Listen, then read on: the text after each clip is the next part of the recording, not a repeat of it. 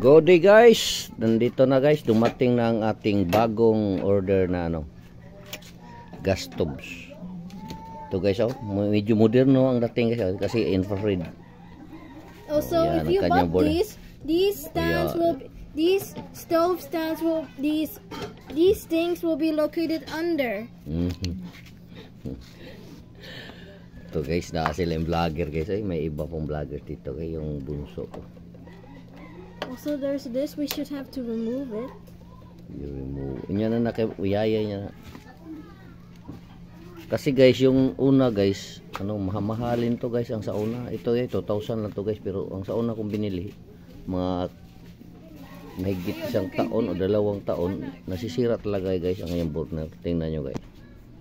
Tingnan nyo guys, tingnan nyo guys. Yan ang burner niya guys, Wala na, kinain na ng apoy. So kaya nadi-discourage ako talaga bumili ng sa kanang hindi online. So sinubukan kong sa online. Ilalim.